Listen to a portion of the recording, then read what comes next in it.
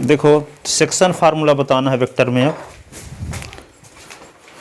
Section एक vector A B है, उसको m1 रेशियो m2 के रेशियो में डिवाइड करने वाले पॉइंट का ओरिजिन के रिस्पेक्ट पोजीशन वेक्टर कैसे निकालेंगे। ठीक है, तो वेक्टर में सेक्शन फार्मूला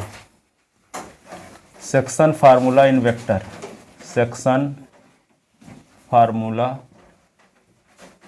इन वेक्टर। तो यहाँ पे देखो एक वेक्टर ए बी है, तो वेक्टर ए बी को एक पॉइंट सी क्या करता है, m1 रेशियो m2 के रेशियो में डिवाइड करता है। मान लो ओरिजिन के रिस्पेक्ट ए का पोजीशन वेक्टर क्या है, ए है, O is equal to vector A. Origin के रिस्पेक्ट बी का पोजीशन वेक्टर क्या है, O B is equal to vector B. अब एक पॉइंट सी ऐसा है जो वेक्टर ए बी को m1 रेशियो m2 में डिवाइड करता है, तो सी का पोजीशन वेक्टर क्या होगा। तो लिखो position vector of A point C which divide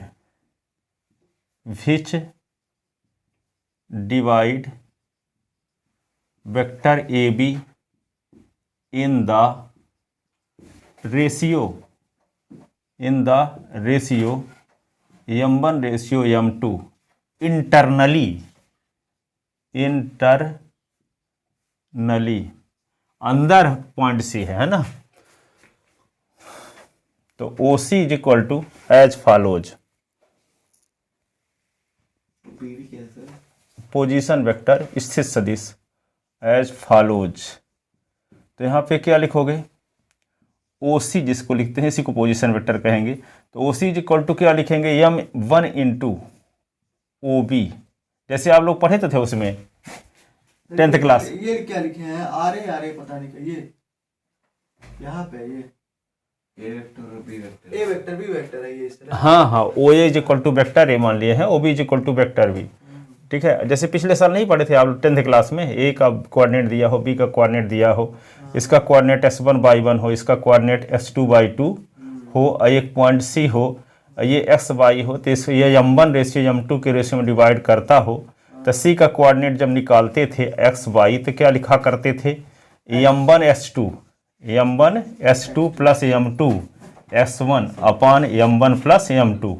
वो तो सिर्फ x का फॉर्मूला था ना, y का अलग हो जाता था। हाँ, वही तो बता रहे हैं कि m1/2 plus m2/1 upon m1 plus m2 ये होता था। तो वही यहाँ पे क्या करते थे, सुन लो यहाँ पे समझने का तरीका, ये लिखते थे m1 s2 plus m2 s1 upon m1 plus m2, फिर m1/2 plus m2/1 upon m1 plus m2। तो यहाँ क्या लिखेंगे, m1 into O B plus m2 into O A upon m1 plus m2, सिर्फ इतना है। क्या होगा, m1 इंटू बी का position vector plus m2 into A का पोजीशन वेक्टर यानी ओ बी, तो m1 into O B plus m2 into O A upon m1 plus m2। तो O C is equal to क्या लिखोगे, m1 into O B plus origin, तो m1 into O B. जैसे मान लो अब new bus stand से किराया निर्धारित किया गया कि न्यू बस स्टैंड से अस्पताल चौराहा का, न्यू बस स्टैंड से, ठीक है, पुराने बस स्टैंड तक, न्यू बस स्टैंड से कलेक्ट्रेट का किराया, तो न्यू बस स्टैंड क्या हो गया, ओरिजिन। ठीक है, तो m1 into O B plus m2 into O A upon m2 into O A upon m1 plus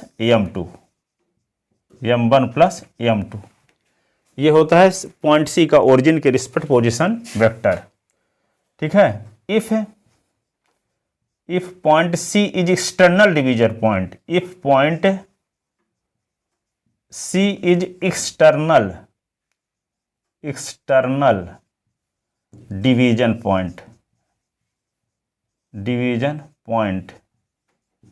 तो इसका मतलब देन पोजीशन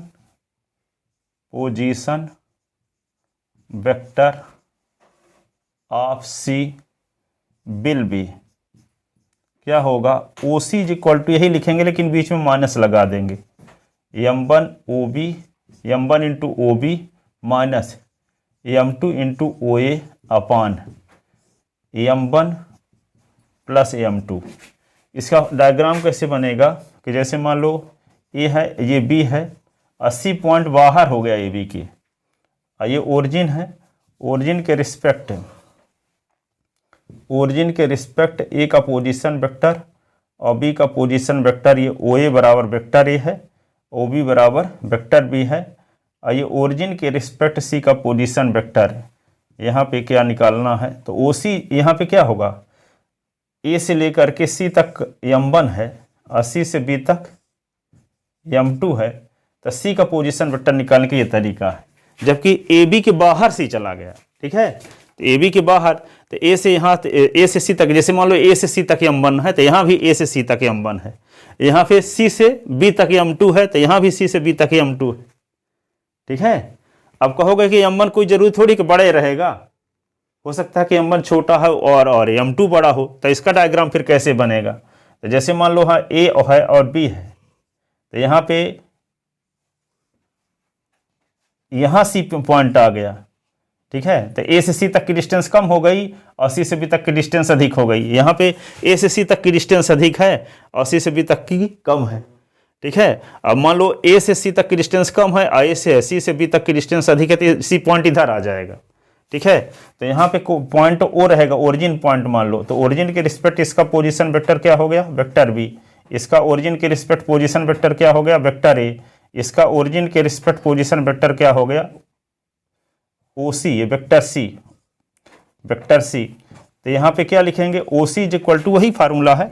यदि एक्सटर्नल डिवीजन पॉइंट है तो डायग्राम दो प्रकार से बन सकता है, जैसे मान लो m1 का मान बड़ा है तो सी इधर होगा, और यदि m2 का मान बड़ा है, m1 का मान जब बड़ा है तो सी राइट साइड में होगा, और m2 का मान छोटा है तो क्या होगा, इधर होगा। m2 का मान बड़ा हुआ तब इधर लेफ्ट साइड होगा, हाँ, और m1 का मान वो बड़ा हुआ जब तो राइट साइड होगा।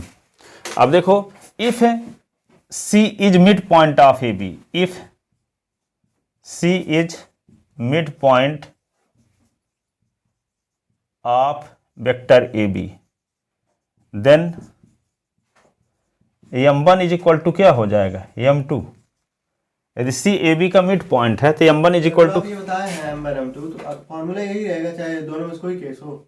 हाँ, तो ये m1 की वैल्यू पर डिपेंड कर, डायग्राम बनाने के लिए बता रहे हैं कि जैसे m1 की वैल्यू 2:3 है, तो m1 की वैल्यू क्या है, छोटा है, तो सी पॉइंट इधर होगा। अब ये मान लो 3:2 है,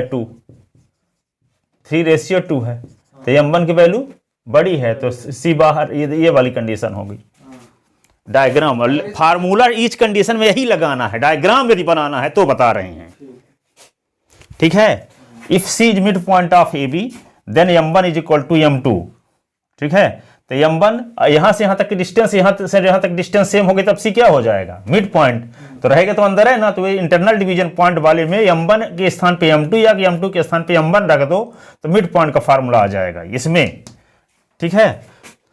तो ये हो गया फार्मूला फर्स्ट हो गया, इसको फार्मूला सेकंड लिखे देते हैं। Then equation first become, then formula first become, क्योंकि अंदर ही रहेगा मिड पॉइंट है तो बाहर तो रहेगा नहीं मिड पॉइंट, ठीक है। तो O C is equal to क्या लिखोगे, यहां पे लिखोगे m1 into O B, m2 के स्थान पे भी m1 लिख दो, क्योंकि m1 m2 के इक्वल हो जाएगा जब मिड पॉइंट होगा तो, और यहां भी क्या होगा, m1 प्लस m1, तो क्या आ जाएगा, यहाँ m1 कॉमन ले लो, तो m1 कॉमन लोगे तो आएगा क्या, OB और प्लस OA अपान 2m1, m1 कट गया, तो vector OC is equal to क्या आ गया, OB प्लस OA अपान 2। इसको हम क्रम भी बदल सकते हैं, तो OC is equal to OA plus OB upon 2। तो किसी पॉइंट के मिड पॉइंट का पोजीशन वेक्टर निकालना हो तो इनिशियल पॉइंट का position vector plus terminal point का पोजीशन वेक्टर अपान 2, ठीक है। कोई वेक्टर है उसके मिड पॉइंट का पोजीशन वेक्टर निकालना हो तो क्या करेंगे, इनिशियल पॉइंट का पोजीशन वेक्टर और टर्मिनल पॉइंट का पोजीशन वेक्टर अपान 2। लिख ले।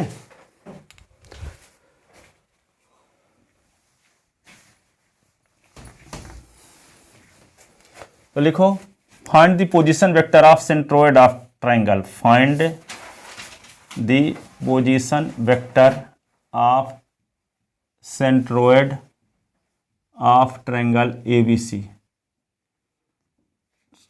सेंट्रोइड ऑफ ट्राइंगल ऐसे लिख लो, triangle. Find the position vector of centroid of triangle. जैसे मान लो आपके पास ट्राइंगल है ABC,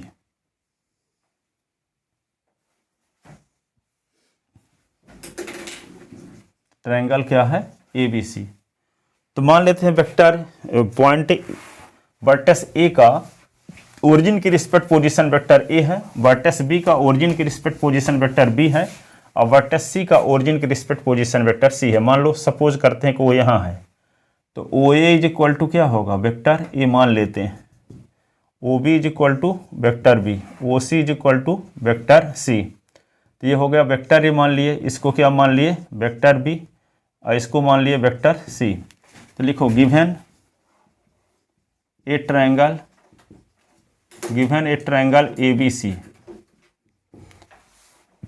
तो to find the position vector of centroid of triangle ABC। अब सेंट्रोइड तो जानते हो मीडियन का कॉन्ग्रुएंट पॉइंट कहलाता है सेंट्रोइड, जहां से मीडियन पास होती है, ठीक है। तो मान लेते हैं कि ये वाला पॉइंट क्या है, D मिड पॉइंट है BC का, और ये क्या है E मिड पॉइंट है AC का, और ये क्या है F मिड पॉइंट है AB का।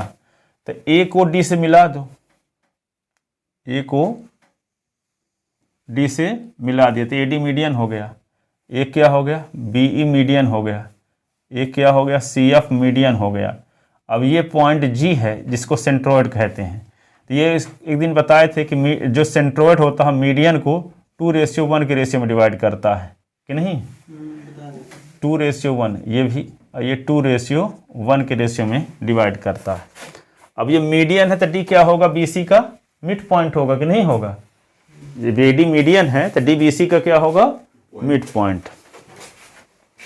तो यहाँ पे लिखते हैं let position vector of vertex ABC of triangle ABC with respect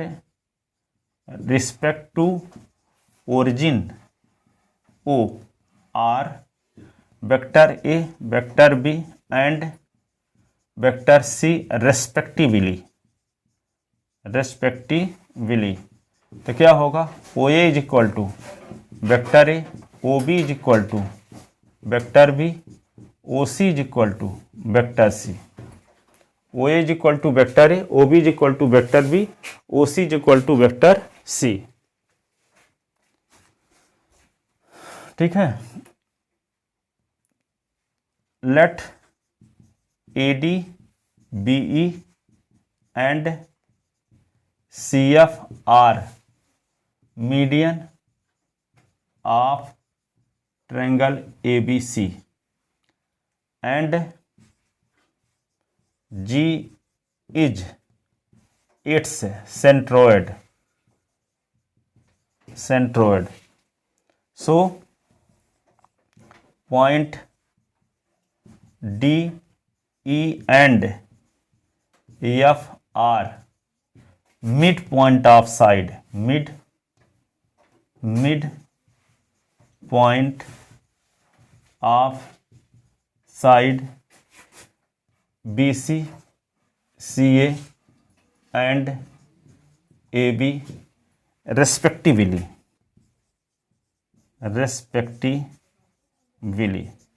so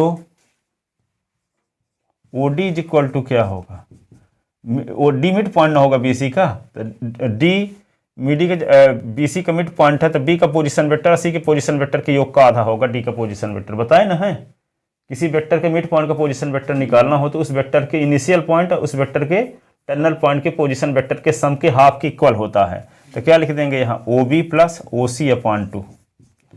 तो क्या लिख देंगे इसको, vector B plus vector C upon 2 लिख देंगे कि नहीं। OD is equal to B plus C upon 2।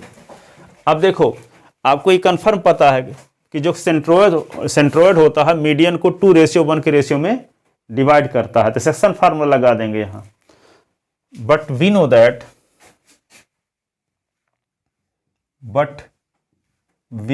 That centroid G divide median AD in the ratio 2:1, then by section formula। तो देखो यहाँ पे लिख लेते हैं फिर से समझने के लिए, ए है और ये डी है। ए का पोजीशन वेक्टर तो आपको पता है, वेक्टर ए है, और डी का भी निकाल चुके हैं वो पोजीशन वेक्टर। क्या निकाले हैं, बी प्लस सी अपान 2 है। तो यहाँ पे एक पॉइंट जो डी है, ए डी को किस रेशियो में डिवाइड कर रहा है जी, 2:1 के रेशियो में। तो यहाँ पे देखो m1 का काम कौन कर रहा है, 2, और m2 का काम कौन करेगा, 1। तब आपको OG निकालना है ना, OG यानी जी का सेंट्रोइड का position vector. OG means centroid G का पोजीशन वेक्टर। तो सेक्शन फार्मूला लगाओगे तो क्या लिखोगे, 2 इंटू डी का position vector plus 1 into A का position vector upon 2 + 1। Section formula से होगा कि नहीं। तो क्या लिखेंगे, 2 into OD plus 1 into OA upon क्या लिख देंगे, 2 + 1। तो OG इज इक्वल टू क्या लिखेंगे, 2 इंटू OD। देखो OD के स्थान पे क्या लिख दें, OD के स्थान पे B + C अपान 2 लिखे, निकाले ना यहाँ कहीं पे। ये देखो OD is equal to B + C upon 2। तो यहाँ लिखेंगे 2 into vector B plus vector C upon 2 plus 1 into vector A upon क्या होगा 3। ये 2 कट गया। तो OG is equal to G का पोजीशन वेक्टर क्या आ गया, vector B plus vector C plus vector A upon 3। यानी इसको क्रम से भी लिख सकते हैं, OG is equal to vector A plus vector B plus vector C upon 3, vector C upon 3। Hence position vector of centroid of triangle ABC is vector A plus vector B plus vector C upon 3।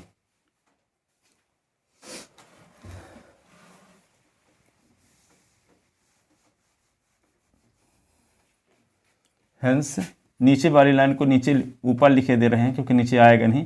Hence position vector of centroid of triangle ABC is vector A plus vector B plus vector C upon 3, where A का position vector क्या है, vector A माना गया है, B का position vector vector B माना गया है, और C का पोजीशन वेक्टर वेक्टर C माना गया है।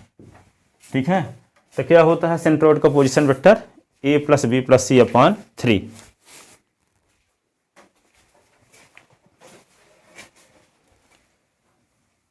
इससे क्वेश्चन कई साल पूछा गया, find the position vector of centroid and so that. Question ये पूछा गया है कई साल CBSE बोर्ड में, find the position vector of centroid of triangle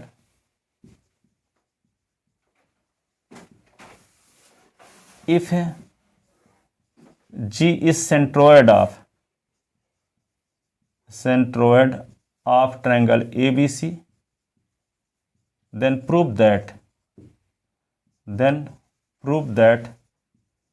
vector GA plus vector GB plus vector GC is equal to 0. Find the position vector of centroid of triangle if G is centroid of triangle ABC, then prove that GA plus GB plus GC is equal to 0। ठीक है, तो ये तो position vector तो निकाल ही चुके, second part भर को यहाँ प्रूव करते हैं, है ना। Find the position vector of centroid of triangle तो निकाल चुके, आंसर आ चुका। अब इस सेकंड पार्ट इसको प्रूव करते हैं कि G A plus G B plus G C is equal to 0 कैसे होगा। देखो ठीक है, तो क्या लिख सकते हो इसे, यहाँ पे लेफ्ट हैंड साइड लिख लो, तो क्या लिख लें, जी A plus G B plus G सी, ऐसे लिख दिए। अब ये जानते हो कि ए बी जब लिखे रहते हैं तो क्या लिखते हैं उसके ए बी को, ओ बी माइनस ओ ए। सर ये जो लाइन बनाए हैं, हाँ ये डैश वाली एओ से ले एओ, तो क्या ये एडी के ऊपर रहेगी कि एडी से बाहर रहेगी? जैसे आप बनाए वैसे रहेगा? कहाँ पे? ये डायग्राम में जैसे एओ एक लाइन नहीं बनी है, एओ मतलब डैश डैश करके बनाए हैं आप, हाँ हाँ, तो वो क्या एडी के ऊपर रहेगा कि एडी से बाहर जैसे आप बनाए हैं? वे ये जरूरी है कि मिड पॉइंट होना चाहिए। अब ये जहां से जाता हो ए को मिलाने वाली लेखा वहां से जा दो, मतलब ये उस पर नहीं लाई कर रहा है। हाँ उसमें मिड कहाँ से जाएगा इससे मतलब नहीं है, वो कहीं भी ले सकते हो, यहाँ ले लो यहाँ ले लो कहीं भी, और ओ से सभी वर्टेक्स को मिला दो। ठीक है, तो जी ए को क्या लिख सकते हो आप, ए का पोजीशन वेक्टर माइनस जी का, तो क्या लिख दें, ओ ए माइनस ओ जी, यहाँ क्या लिख दें, ओ बी माइनस ओ जी, यहाँ क्या लिख दें, ओ सी माइनस ओ जी।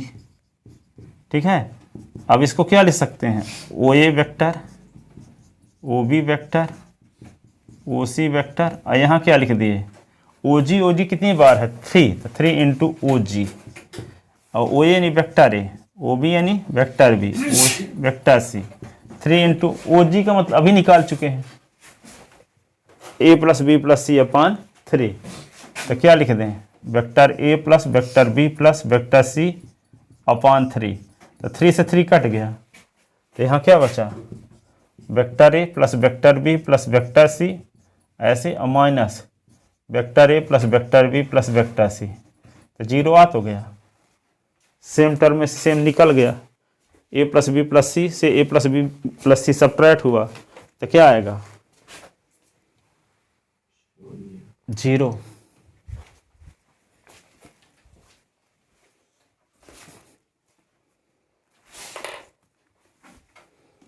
लिख ले, लिख रहे हैं।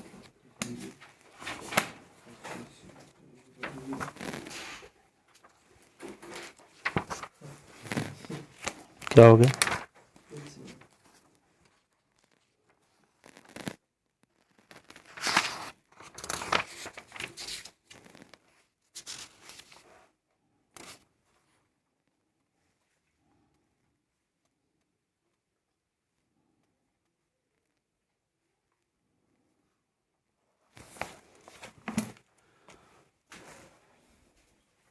नींद आने लगी।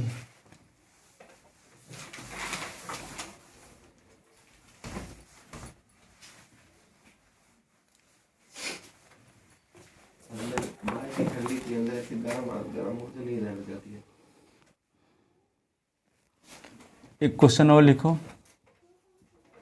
प्रूव दैट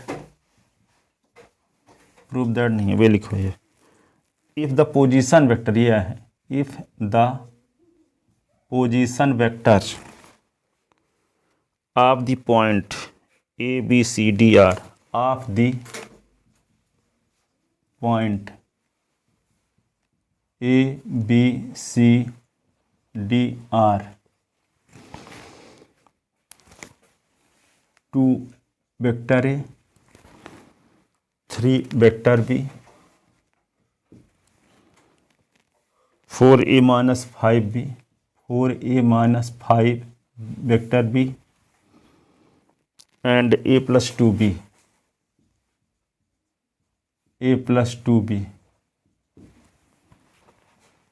देन फाइंड, चलिए रिस्पेक्टिवली है यहाँ पे ना, हाँ, number first vector A C निकालना है, vector A C, number second vector B D, third vector B सी, और क्या निकालना है, वेक्टर डी ए, क्या निकालना है, वेक्टर डी ए। तो ये सब कैसे निकालोगे, जैसे आपको बताए हैं अभी सब। Vector is here given that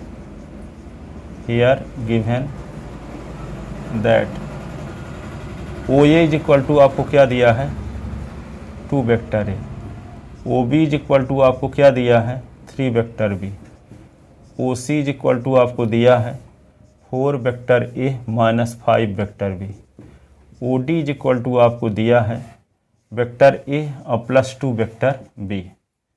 तो आपको निकालना क्या है, नंबर फर्स्ट निकालना है ए सी। तो ए सी को क्या लिख सकते हो, टर्मिनल पॉइंट का position vector minus initial point का, तो ओ सी माइनस ओ ए। तो ओ सी के स्थान पे क्या लिख दोगे 4 vector A minus 5 vector B और फिर माइनस लगाओ, और ओ ए के स्थान पे लिख दो 2 वेक्टर ए।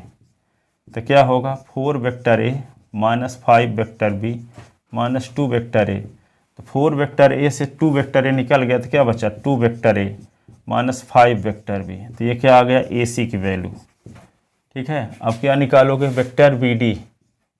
तो वेक्टर बी डी को क्या आप लिख सकते हो O D minus O B, हाँ वेक्टर में। तो ओ डी की वैल्यू क्या है, ओ डी की वैल्यू वेक्टर ए डी का पोजीशन वेक्टर जिसको बोल सकते हो 2 वेक्टर बी और माइनस बी का पोजीशन वेक्टर क्या है 3 vector B.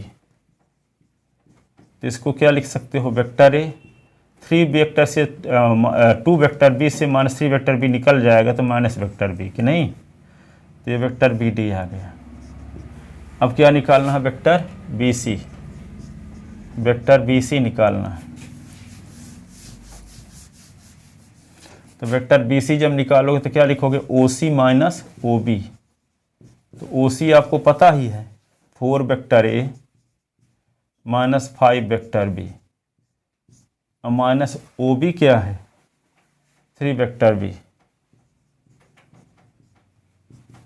4 vector A minus 5 vector B minus 3 vector B. तो 4 वेक्टर ए 5 बी और 3 बी तक माइनस 8 वेक्टर बी, ये हो गया vector B C is equal to आया। चौथा क्या निकालोगे vector D A, vector D A is equal to क्या लिखोगे O A minus O D. Vector D A O A के स्थान पे क्या लिख दोगे ओ ए के स्थान पे 2 vector A minus A vector minus D के स्थान पे क्या, हाँ A vector minus 2 B vector होगा।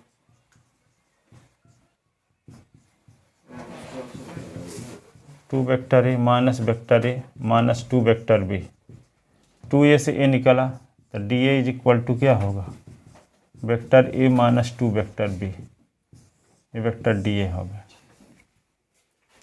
ठीक है, आगे देखो एक और।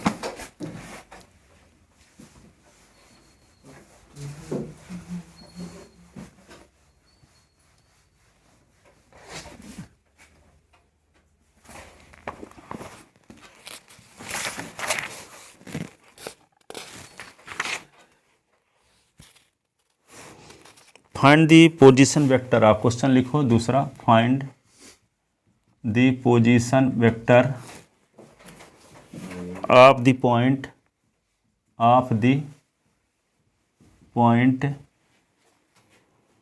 Dividing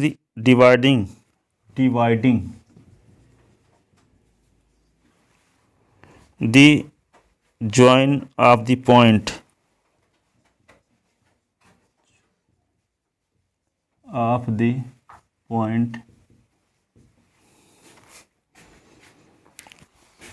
to vector A minus 3 vector B and 3 vector A minus 2 vector B internally and externally in the ratio, internally and externally in the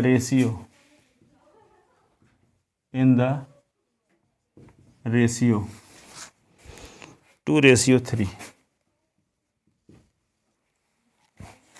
तो कहता है कि दो पॉइंट हैं, मान लो ए था एक पॉइंट, एक बी था, ए और बी को मिलाने वाली लाइन सेगमेंट को एक पॉइंट 2:3 के रेशियो में डिवाइड करता है, उसका पोजीशन वेक्टर निकालो, इंटरनल डिवीजन पॉइंट हो तो, यदि एक्सटर्नल डिवीजन पॉइंट हो तब भी उसका पोजीशन वेक्टर निकालो। तो पहली कंडीशन में 2:3 इंटरनल डिवीजन, तो हम मान लेते हैं एक पॉइंट है ए और दूसरा पॉइंट क्या है बी। तो ए का पोजीशन वेक्टर क्या है ओरिजिन के रिस्पेक्ट, और बी का पोजीशन वेक्टर क्वेश्चन में आपको दिया है O A is equal to क्या दिया है, ये दी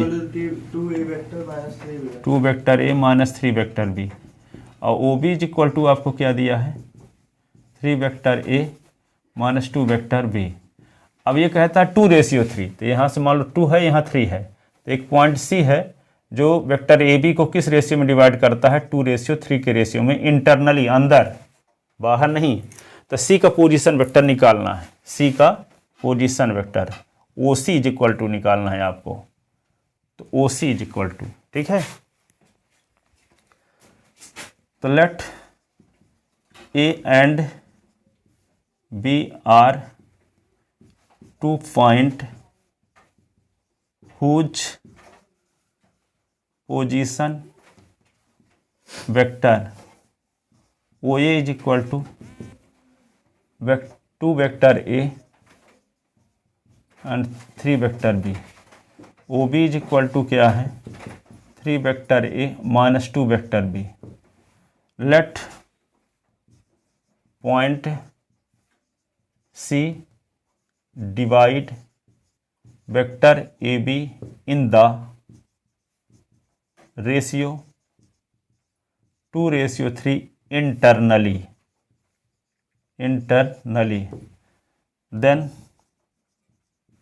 position vector of point C by section formula we have,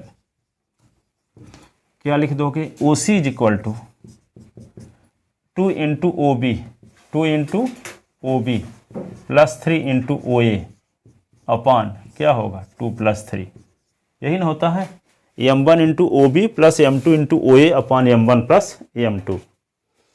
तो यहाँ पे क्या लिख दोगे 2 इंटू ओ बी आपको पता है 3 vector A minus 2 vector B plus 3 into O A के स्थान पे आपको पता है 2 vector A minus 3 vector B upon क्या लिख देंगे 5। तो 2 3 जा 6 वेक्टर ए, 2 2 जा 4 वेक्टर बी, 3 2 जा 6 वेक्टर ए, 3 3 जा 9 वेक्टर बी अपॉन क्या होगा 5।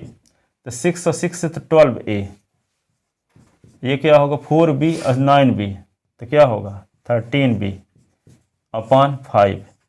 ये क्या आ गया सी का पोजीशन वेक्टर, एक आंसर तो मिल गया।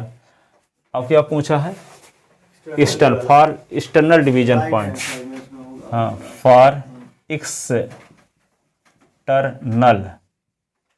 Division point C. तो यहाँ पे एक छोटा है मानना m1 की, तो क्या लिख देंगे ये ए है ए बी, और यहाँ मान लो पॉइंट सी है, तो ये 3 डिस्टेंस हो तो ये 2 हो, तो ए सी इज इक्वल टू 2, ठीक है। और ये 3, यदि मान लो ये 2 है तो यहाँ से यहाँ तक की डिस्टेंस क्या होनी चाहिए, यहाँ से यहाँ तक, ये मान लो m1 है 2, यहाँ से यहाँ तक m1 इज इक्वल टू 2 और m2 इज इक्वल टू क्या होगा 3।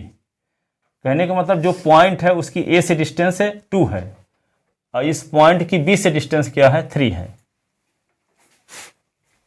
तो सी का पोजीशन वेक्टर ओ सी जिसको कहेंगे, O C is equal to क्या लिखेंगे यहाँ फार्मूला में m1 into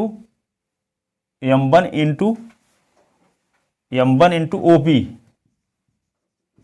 minus m2 into O A upon m1 minus m2,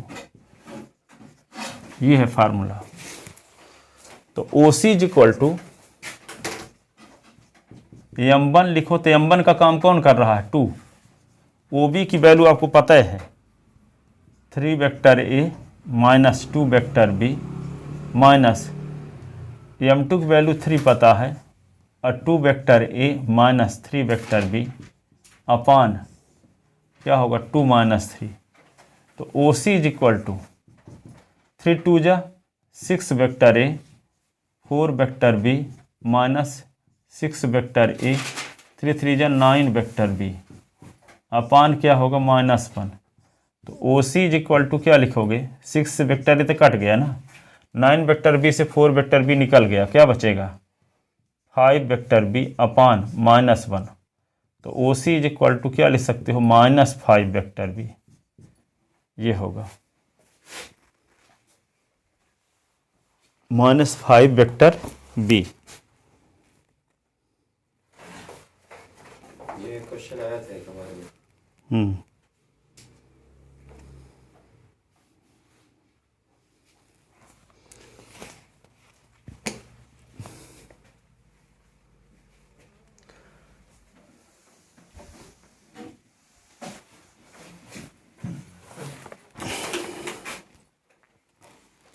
बन गया था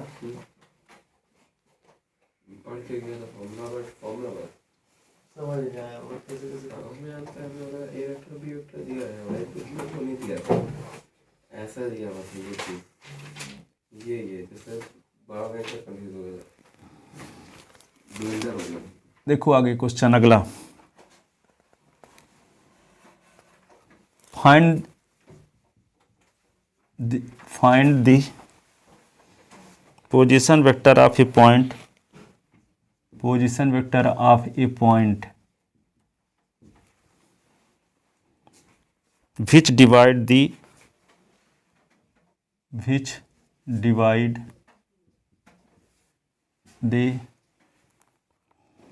line segment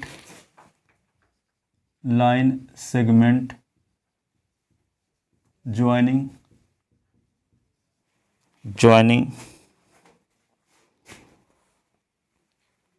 point A and B whose position vector are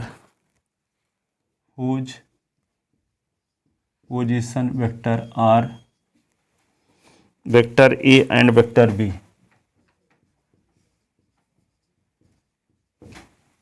B, externally in the ratio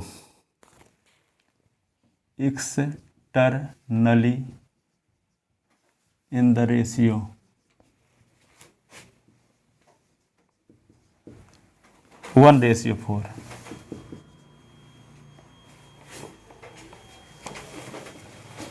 ठीक है, तो एक पॉइंट सी ऐसा है कि ए और बी को मिलाने वाले पॉइंट से जो वेक्टर बनेगा उसको 1:3 के रेशियो में डिवाइड करता है। इसका डायग्राम कैसे बनाओगे, लेफ्ट साइड से बनेगा क्योंकि M2 बड़ा है। हाँ ए बी है, ए बी तो मान लो यहाँ पे ये ए बी है, तो इधर 3 डिस्टेंस ले लो तो इसका 1/3 इधर ले लो, तब 4 हो जाएगा यहाँ से यहाँ तक कि नहीं, इसका तीसरा हिस्सा इधर ले लो।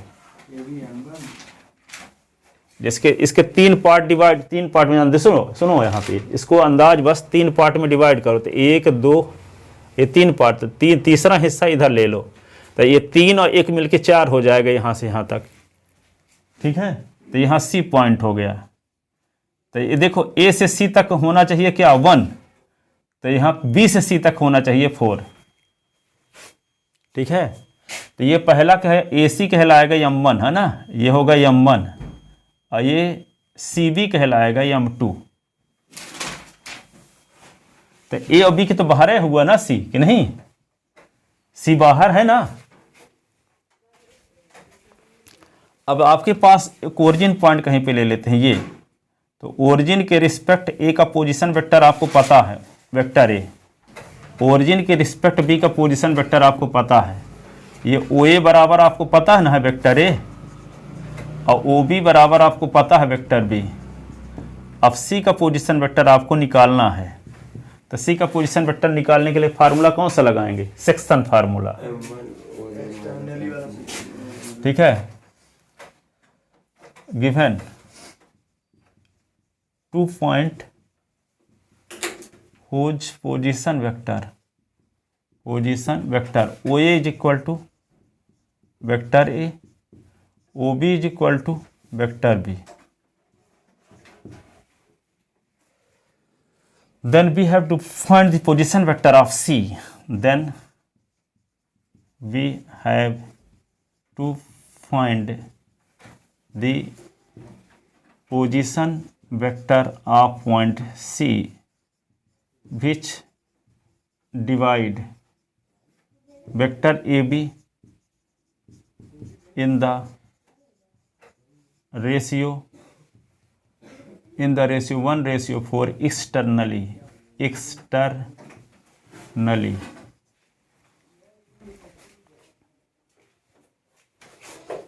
Bisection formula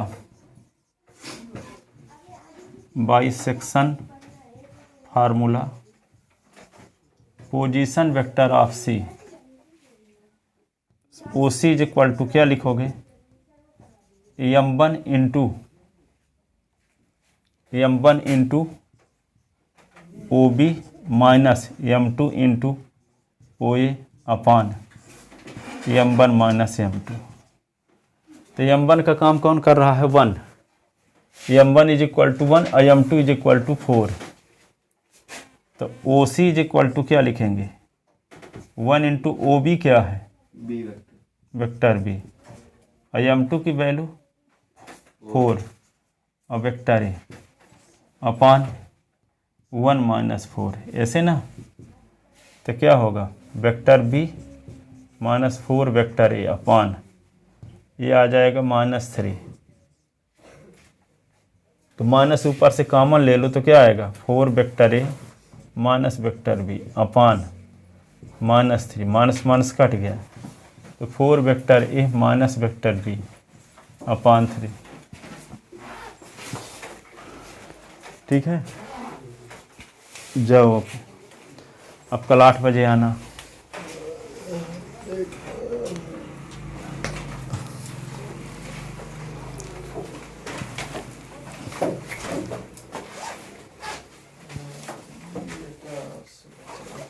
जो चैप्टर पढ़ाए नहीं गए हैं उसके स्थान पे डिफरेंशियल इक्वेशन क्वेश्चन रहेंगे। ठीक है, और वेक्टर के। ठीक है, और जो जितने नंबर का जहाँ से आने वाला है उसी प्रकार का देंगे पेपर।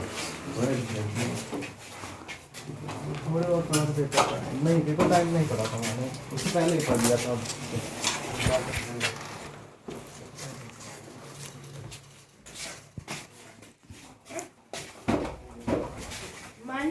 मॉर्निंग अच्छी मॉर्निंग, गुड मॉर्निंग।